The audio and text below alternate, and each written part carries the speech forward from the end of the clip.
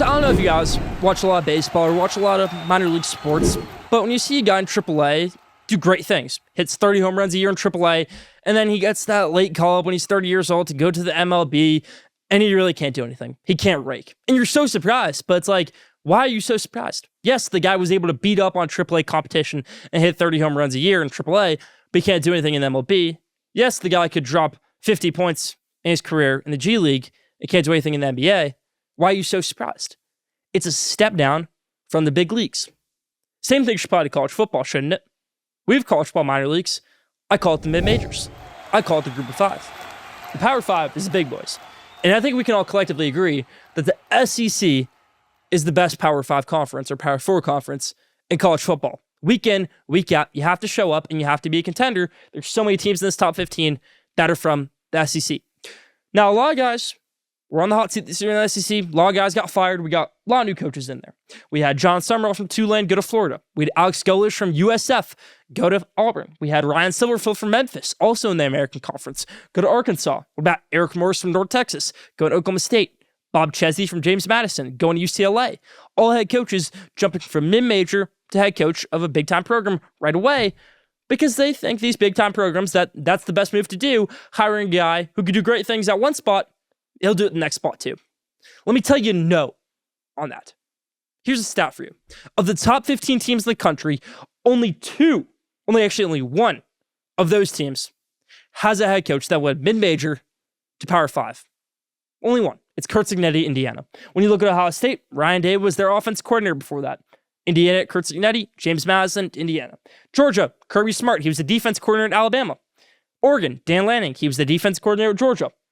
Ole Miss, Lane Kiffin. He's had so many stops before he became the head coach at Ole Miss. But definitely mid-major to Power 5 was not one of them.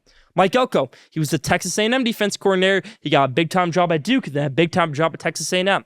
Brent Venables, number 8 team in the country, Oklahoma. He went from Clemson defense coordinator to the Oklahoma Sooners. Marcus Freeman, Notre Dame defense coordinator, Notre Dame head coach. BYU, Kalani Sitake, defense coordinator, BYU head coach. Miami, Mario Cristobal, defense coordinator, big-time schools. Now he's a head coach at Miami. Let's look at Vanderbilt. Clark Lee, Notre Dame defense coordinator, Vanderbilt head coach. Steve Sarkisian worked his way up, Alabama offense coordinator after a few big jobs before that, Texas head coach. What I'm trying to tell you is it does not work to hire a head coach from the mid-major to go all the way over to the Power 5. Of those top 15 teams in the country, the only one I said was Indiana. And sure, it's great if John Summerall is the next Kurt Cignetti, if Alex Golesh is the next Kurt Cignetti, if Bob Chesney can do the same thing as Kurt Cignetti.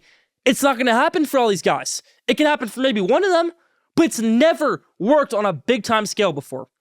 Of all the national champions in college football history, the only coach to ever make a move from mid-major to Power 5 and win a national championship at that school was Urban Meyer at Florida. He went from Utah to Florida, and Utah was a group of 5 at the time. Obviously, they're Power 5 now. That was a big-time job still at the time. Only other guy to do it, I think, was Lavelle Edwards back in, 1987, something even sooner than that with BYU.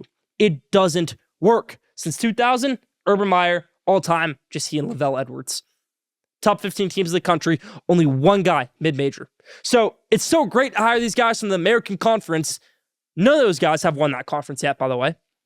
So great to hire all these guys and see if they can win you a championship.